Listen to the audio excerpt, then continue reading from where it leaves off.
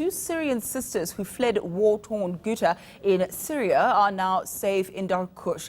They're currently with South African aid organization Gift of the Givers, and we'll speak to them in just a short while. But let's perhaps get a little bit of context and some background to the story. ENCA's Narissa Subramani has been tracking the story for us. Narissa, good morning to you. Welcome. Perhaps take us back to that fateful morning in February on a weekend when the story first came to your attention. Well, it was on this shift, Ayanda. I was actually sitting at my desk, and we had received information that these girls are doing war correspondence work on Twitter. So, I mean, any journalist with their pen and paper will know what it's like to be on the ground. Here we've got a 10-year-old girl and an 8-year-old sister.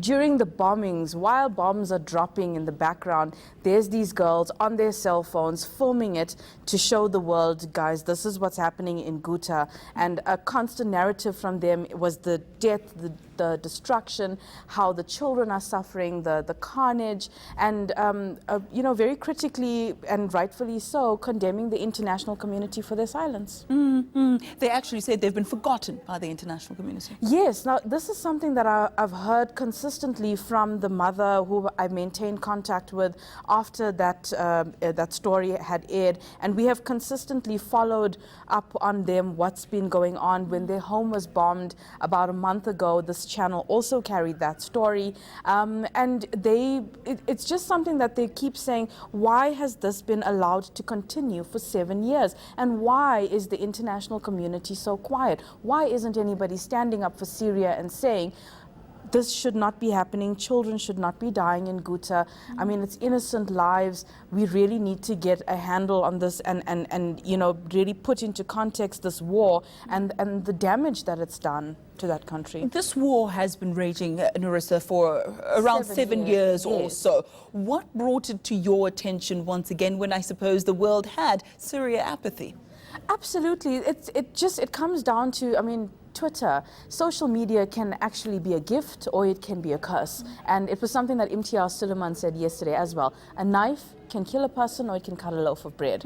So it just depends on how you use it. And I think these girls were they were brilliant actually. It was a stroke of genius to use Twitter to become little reporters of Syria. And me being a journalist, seeing little girls, and especially girls in Syria, doing this kind of work. And look, I mean, it's always been a dream of mine in this career to be a war correspondent. So you can imagine what I was feeling and thinking to see this on Twitter. And I think anyone that looked at their timeline, there's no chance on earth that it won't tug at your heartstrings. You know, Narissa, perhaps let's go there. Let's play a clip of those young girls reporting live from Syria. You said they are 8 and 10 years old. Yes. My goodness, let's take a look at that.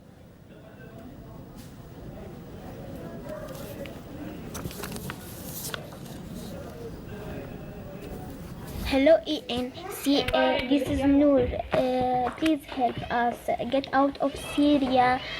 We are stuck here in Jabal and in Tarmam. We had to leave our homes. Please, South Africa and Mr. Nelson Mandela, help us. So, Narissa, you heeded that call and stepped in to help. Tell me how you went about doing that. Well, look, I am a reporter on the desk at ENCA. We receive numerous calls for help. In this case, after the story had aired, because the family had my contact, and to them, we are international. Somebody in the international community was listening. This channel was listening to them. So I think also persistent, like journalists are, their mother and themselves made sure that they kept in contact with me. They always updated me as to what is going on. Frequent voice notes, you can hear bombs going on in the background. You can hear the desperation in their voice. And I was also, I was really out of my depth. I did not know how to handle this. I didn't know, how do you help in this situation if you were, you know, approached? I mean, the only person I knew and the only people I knew that had a hospital in Syria and the work that they've been doing was Gift of the Givers. So when their story broke as well, we did contact Gift of the Givers to explain to us what has been going on in Syria, to explain the war.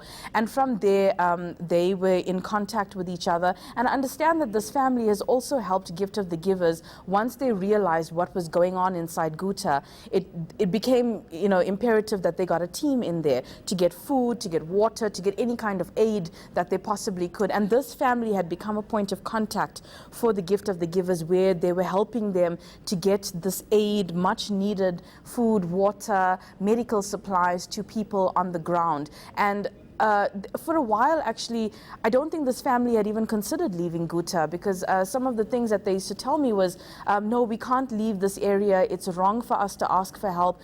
And I couldn't understand it. I'm a woman sitting here in South Africa.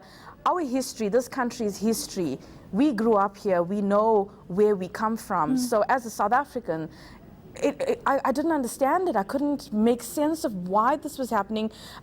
We can't, with our history, remain silent when there is a call for help. So I did what I think any South African would do in the situation. I really can't take any credit for it. This is the Gift of the Givers, and also it's the initiative of the family, because how this works, Ayanda, and it's incredible. If you want to get out of Ghouta, and Ghouta is besieged, they are being bombed like almost every hour. There are military planes flying over, dropping bombs on civilians and in civilian territory.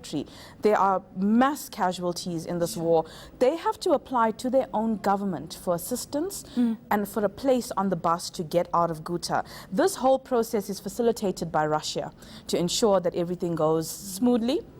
So they were given a number that they could actually leave Ghouta. And this was after we spoke, and I said, Shams, you don't have to die in this war.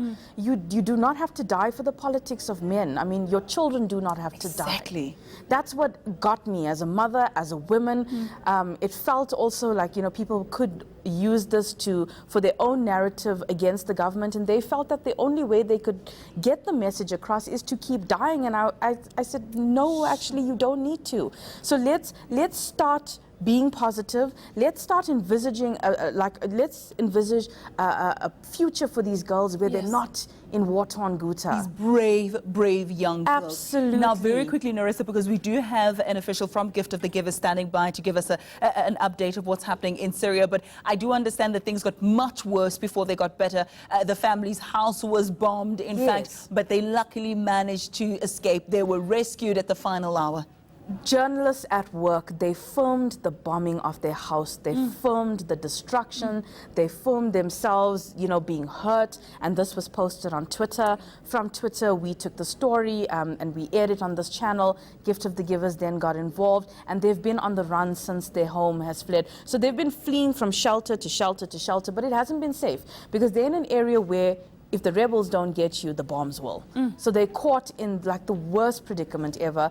Finally, when they were given the numbers to get onto that bus and go, it still was touch and go, because they have now created a huge profile for themselves on Twitter.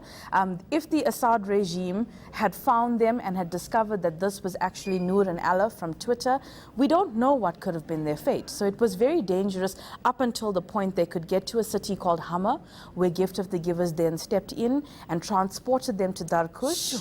And now they've spent, last night was their first night in Darkush with the Gift of the Givers in the hospital. And I would imagine it was their first night of peace in 7 years. My goodness. Narissa, thank you very much for that update.